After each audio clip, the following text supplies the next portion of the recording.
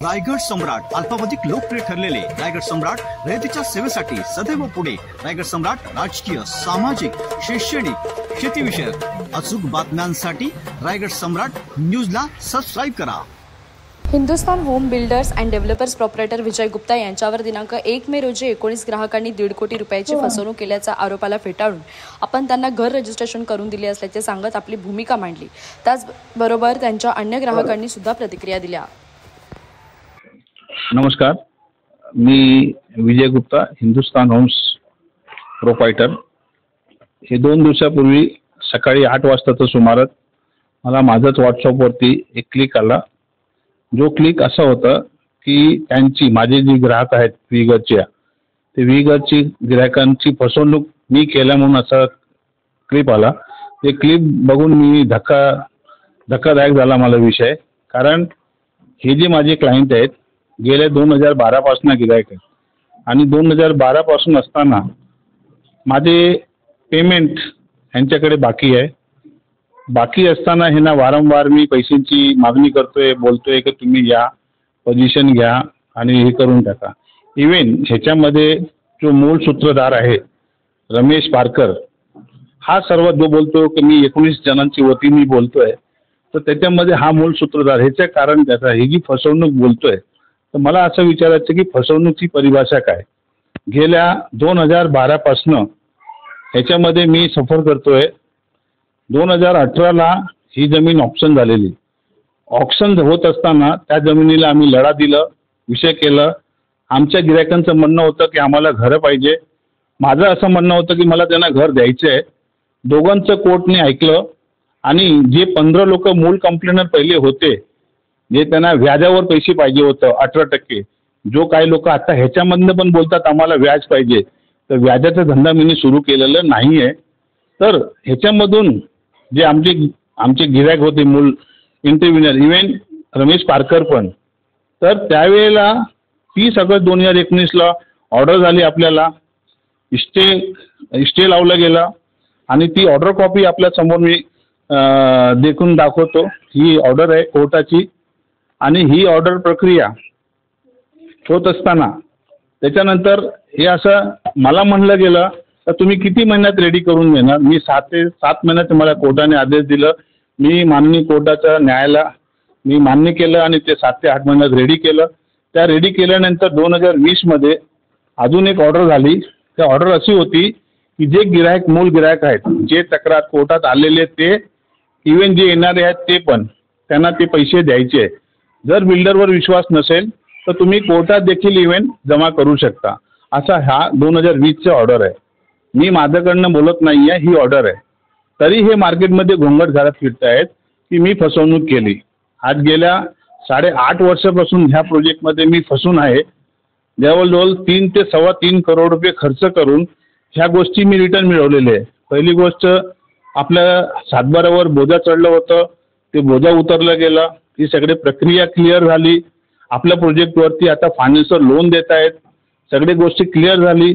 फक्त ह्या माणसाला, जो रमेश पारकर आहे, तो त्याला पुढची डेव्हलपमेंट, नैना, घरपट्टी, लाईट मीटर ही पैसे देऊ लागू नये म्हणून हे त्याच्या कारस्थानी चाललेले आहेत. आणि ह्यो माणूस माझ्याकडे 4 महिना आधी येऊन हिशोब समजून गेला. त्या हिशोबमध्ये त्याची घराचे एकूण पैसे पूर्ण मला मिळालेले आहे, आलेले पण आहे. एकदम खरी बात आहे. पण त्या व्यतिरिक्त जो पैसे आहे, घरपट्टी, लाईट मीटर, डेव्हलपमेंट आणि नैना, ही प्रकारची जी गोष्टी. नैना म्हणजे कसं आहे, ह्याने जी बुक केली त्यावेळेला नैना नावाची प्राणी नव्हती. 2012ला बुकिंग केलेली, तर ही नैनाच नव्हती. त्यानंतर 2013ला नैना आली. तर नैनामधनं त्यांना क्लिअर व्हावं, तर नैनाचं असं म्हणणं आहे 60-40चा रेशो आहे. 60-40च्या रेशोमध्ये 60% जागा ती घेणार आणि आपल्याला आपलं प्रोजेक्ट लिगल करून देणार. ते त्यासाठी आपण त्यांना भांडून त्या गोष्टी क्लिअर केल्या. आता ही ग्रामपंचायत नसून हे नैनामध्ये आहे. त्यांची प्रॉपर्टी लिगल झाली, माझी प्रॉपर्टी लिगल झाली, माझं नाव होईल. पण माझ्या नावाने आणखी बदनामी व्हावी, मला ही पैसे पुढची देण्यात येऊ नये म्हणून ही कारस्थानी तो करतोय. ती काही पुढारींकडे जातोय, मागे शेका पक्षाकडे गेलेले, तर त्याच्यामधून ती लाईट मीटर लावून घेतली. आणि ही जी पुढची मांजरेकर बाई आहे, मांजरेकर बाईल मीटर कसं असतो बिल्डर अख्खा प्रोजेक्टला देत असतो, न की एक एक माणसाला देत असतो. पण त्याच्यामध्ये त्याच्या आधी त्या माणसांचं पैसे पण बिल्डरकडे यायला पाहिजे. मी सर्वात जास्त करतो असतला भाग नाही, पण हे जे बारीकीने टोटल जे माझ्या नावाची बदनामी करतायत बोलतायत आणि शिवीगाळ करतायत. त्या दिवशी माझ्याकडे येऊन माझ्या साईडवर नेरे पाडायला क्लिप पण बनवले, इव्हन शिवी पण दिली, मला भडवा हे अशी काही शब्द वापरले गेले जेणेकरून मी त्यांना उलटं काय बोलावं, त्यांनी काहीतरी दुसरं कारस्थानी करावं असं मला उचकवतायत ते. त्यानंतर ही ऑर्डर फायनल ऑर्डर जी आता आपल्याला 24ला भेटली, जी आपल्या मूळ तक्रारदार 15 जण होते, हे खानविकर, परशुराम कदम, हे सगळे मूळ तक्रारदार होते जे तोंडाशी पडले. पण ह्यांनाच मला वर्ष करता करता 8.5 वर्ष गेले. आता ही माझीच लोक ह्यांना पैसे द्यायला लागू नये म्हणून अशी त्याची आधार घेत आहेत आणि हे हारले. आता ह्यासाठी स्टे मिळवायला माझे कोर्टामध्ये 65 लाख रुपये जमा आहे. ती 65 लाख मला मिळवायला कोर्ट अजून बोलते तुम्हाला 2 ते 3 महिने याच्यावर हिअरिंग करावं लागेल, त्यानंतर मिळतील. मी एक एक पैशाला वंचित आहे. जसा हा रमेश पारकर तो काय करतो, तो तिवारी, ती समुद्रा जाधव, ते ह्या सगळ्यांना एकत्र करून माझ्या नावाचं ह्यांनी पैसे घेतलं याची पैसे देत नाही. आणि अरे ह्यांनी पैसे मला कशाला दिलं, माझं घर रेडी आहे, माझं प्रोजेक्ट रेडी आहे, त्यांनी प्रोजेक्ट रेडी करावं आणि त्यांनी पोझिशन घ्यावं, माझे पैसे द्यावं. पण ती कारस्थानी करत नाही आहेत. 2014 पासून पैसे दिले बोलते. आणि त्यानंतर जसं हा रमेश पारकर हा जो बोलतोय मी स्वतःला लीडर बनतो आणि तो स्वतः सांगतो मी मंत्रालयाला कामाला, म्हणजे मंत्रालयाला कामाला लागणारी माणसं अशी करतात काय, म्हणजे त्याच्या पदाचं मार्केटमध्ये लोकांना दिशाभूल करून अशी फसवणूक करतात काय. तर मी माझं असं इंटेन्शननी टायटल देईल म्हणजे जेणेकरून तो घाबरेल. मंत्रालयाला म्हणजे मी त्याला घाबरू, मंत्रालयाला आहे म्हणून मी त्याची पाय पडू, ही त्याची प्रक्रिया चुकीची आहे. आणि हा जसं बोलतो की माझं काहीच झालं नाही, 6,75,000 दिलं, हो तू 6,75,000च दिलं, पण 6,75,000 कशी दिले, तुझी घराची किंमत किती होती, 5.5 लाख, रजिस्ट्रेशनला तुला 40,000 रुपये मी हेल्प केलं होतं, तर 40,000 हेल्पचे दिवस विसरून गेला. तुम्ही मला ते 40 दिलं, पण किती मेहनत दिलं, 4 महिने लावले, ते दिवस विसरून गेलं. असा माणूस आहे ना फिरायला नाही पाहिजे. 4.5 महिन्यानंतर तुम्हाला पैसे दिलं, 40,000 रुपये, तुला एवढी मदत केली, मग 2020ला तू पोझिशनमध्ये, तेव्हापासून तुला मी पैसे मागतो. आता 4 महिना आधी माझ्याकडे आला, हिशोब केला, तू आणि चौधरी माणिकचंद चौधरी दोघं आले, दोघांना हिशोब सांगितलं, दोघांचा हिशोब सेम निघाला, 2-2 लाख रुपये दोघांचं रजिस्ट्रेशन झालेलं आहे. त्याच्याचं रजिस्ट्रेशन 2014लाच झालेलं आहे. पण जमीन ऑप्शन झाल्यामुळे त्याला पोझिशन भेटली नव्हती. पण जेव्हा जमीन नॉर्मल झाली तर त्याला आपण पोझिशन देऊ इच्छितो, दिलं पण त्याने त्याच्या घरामध्ये किंमत. इव्हन रमेश पारकर पण त्याच्या घरामध्ये त्यांनी सामान ठेवलं आहे. पण लोकांना दिशाभूल काय करतोय, काहीच भेटलेलं नाही आहे, माझी फसवणूक केलेली आहे. जर घराची चावी त्याच्याकडे आहे आणि त्याच्यानंतर मी आपल्याला हे दाखवून इच्छितो की टोटल त्याचा इंडेक्स 2 रमेश पारकर, त्याच्या बायकोला तसे आणत नाही, स्वतः ती येतात. पण ठीक आहे, हरकत नाही. ही रजिस्ट्रेशन झालेल्या कॉपी आहेत आणि ते सगळे कॉप्या जेवढी लोक होते प्रत्येक लोक होते ज्यांनी कॅन्सल केलं आहे त्यांनी ते कॅन्सल केलेलंच आहे. मी त्या बाबतीत काय म्हणत नाही आहे, त्यांना ते पैसे मला द्यायचेच आहे.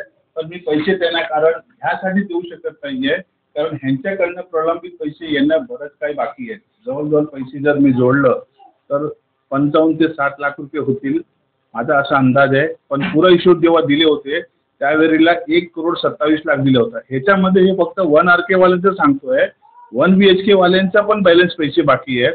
तर त्यांचा पण मी कोर्टात पण तो लिस्ट दिलेला आहे. हे जे बोलतात मला लिस्ट द्या, हे करा, आणि त्याच्या पुढे पण जाऊन हे बोलतायत की आम्ही 1.5 करोड रुपये दिलेत. त्या माणसाने 350 स्क्वेअर फीटचं घर ते घेता आला नाही त्याला, आणि तो बोलतोय का ह्यांची जमीन हा का गुप्ता पुरं काम करू शकत नाही, आम्ही हे आम्हाला आमच्या नावावर करून द्यावं असं हे म्हणणं. हे सरळ हा आरोप करतोय, गोष्टी करतोय, नावाची बदनामी करतोय.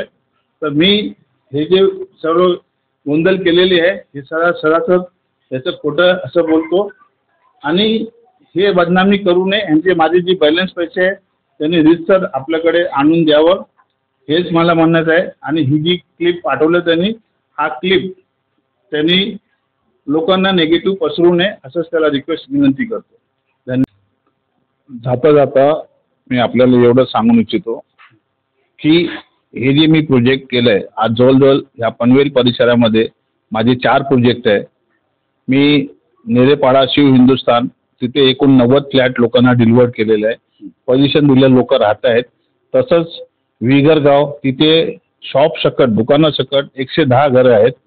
त्याच्यामध्ये 4 विंग आहे. 4 विंगमध्ये तर ह्या 20 लोकांना 19 लोकांना जी तक्रार करतात तर ह्यांना का देणार नाही, ह्यांना पण देऊन इच्छुक सगळं रेडी आहे. पण इव्हन रजिस्ट्रेशन त्यांचं झालेलं आहे. त्यांचा ती बॅलन्स अमाऊंट ती देत नाही आणि लोकांना दुसरं दाखवायची कोशिश करतायत. तर त्याच्यावर कोणी कॉन्सन्ट्रेट करू नये. पूर्तता जी बॅलन्स पैसे आहे त्यांनी द्यावं. आज देखील त्यांनी पण घर घ्यावं. माझं त्या बाबतीत काही कुमत नाही, कारण त्यांचं रजिस्ट्रेशनच झालेलं आहे. त्याच्यामुळे मला त्यांना पोझिशन देणंच आहे. मला त्या बाबतीत त्यांनी जरी किती माझे नाव बदनामी केली तरी मी त्याच्या बाबतीत आज देखील पॉझिटिव्ह आहे. तसंच मी बोनशेत बोकरपाड्याला पूनम अपार्टमेंट म्हणून 44 लोकांना पोझिशन दिले आहेत. तसं हिंदुस्थान नगर म्हणून तिथे 150 लोकांना पोझिशन दिलेले आहेत. तर अशी मी बरेच अनेक गोष्टी घडवलेल्या आहेत. पण हे माझे नावाची बदनामी करून जे ब्लॅकमेल करायची कोशिश करतायत तर हे करणं टोटल बंद करावं. ही त्यांना मी शेवटचं राय देईन, सजेस्ट देईन आणि इथे मी थांबतो. नमस्कार. नमस्कार, मी आकाश चव्हाण, शिव हिंदुस्थान होम्स इथला रहिवासी असून 3 वर्षा अगोदर आम्ही या वसाहतीत राहायला आलो. आम्ही पूर्ण पेमेंट केलं, आम्हाला पूर्ण ताबा मिळालेला आहे. आज आम्ही 3 वर्षापासून व्यवस्थितरित्या इथं रहिवासी म्हणून वावरत आहोत. श्री विजय गुप्ता यांनी तसेच या सोसायटीतील प्रत्येकाला हा व्यवहार पूर्णरित्या त्यांना पूर्ण करण्यात आलेला आहे आणि प्रत्येकाचे पैसे आलेले आहेत आणि प्रत्येकजण इथं ताबा मिळून राहत आहे. मी श्रीकांतराव सी 204 शिव हिंदुस्थानमध्ये राहायला आलो लॉकडाऊनच्या नंतर. तर विजय गुप्ता साहेबांचा माझा कधी 15 लाखाचा हिशोब होता. तर आम्ही घर घेतल्या, मला ताबा मिळालेला आहे मला सगळी. आणि सोसायटी चांगली होती. 2 दिवशीपूर्वी क्लिप आली तेव्हा ते बघितलं आणि त्याच्यानंतर हे आम्ही इकडे आलो, सगळे जमा झालेलो आहे आम्ही. तर मला घर मिळालेलं आहे. ही माझी इंडेक्स 2 कॉपी आहे माझी आणि हे माझे लाईट बिल आहे आणि काही दिवसात मला काय ते घरपट्टी पण भेटून जाईल मला. धन्यवाद. सोसायटीत माझ्या जवळजवळ 90 फ्लॅट आहे. राहणारे 30 जण आहे आणि बाकीचे येऊन जाऊन राहतात. माझं नाव रमेश चव्हाण. माझा ए विंगमध्ये 210 फ्लॅट आहे. 210 नंबर फ्लॅट आहे. मी विजय गुप्ता साहेबांना आज नाही, मी त्यांचा जुना कस्टमर आहे. पहिला बुकिंग माझं आहे आणि मला त्यांनी आत्तापर्यंत मला फुल सपोर्ट केलेला आहे. आणि विजय गुप्ता साहेब हे मनाने देखील चांगले आहेत. आमच्या संग आमचं होतं चालतं, ते आम्हाला बोलतं, आम्ही त्यांना बोलतो. पण ते एवढे प्रेमळ आहेत की कुणाचं काय त्यांनी आजपर्यंत 1 रुपया खाल्लं नाही किंवा कुणाला काय असं केलं नाही. हां, पैसे अडकले तर ते काय त्यांच्या खिशातनं पैसे देऊन फ्लॅट बांधणार नाही. घरं तुम्हाला पाहिजे तर तुम्ही पैसे द्या आणि घर घ्या. तसंच त्यांनी मला पण केलं, मी पण पैसे दिले. आज त्यांचा माझा काही प्रॉब्लेम नाही. माझं घर माझ्या ताब्यात आहे. फक्त माझं लाईट बिल आणि माझी घरपावती नाही हेच फक्त माझ्याकडं त्यांच्याकडे माझं बाकी आहे. मी बाळासाहेब दोंडकर. मी 2012ला शिव हिंदुस्थानमध्ये पहिली बुकिंग माझीच आहे आणि त्यानंतर काय कारणास्तव केस झाली. त्यामध्ये आम्ही टोटल 110 ते 112 लोक होतो. त्यामध्ये 19ला कोर्टाने आम्हाला ऑर्डर दिली की तुम्ही पैसे द्या आणि घर ताब्यात घ्या. तर त्यामध्ये आम्ही 90 ते 91 लोकांनी पूर्ण पैसे दिले.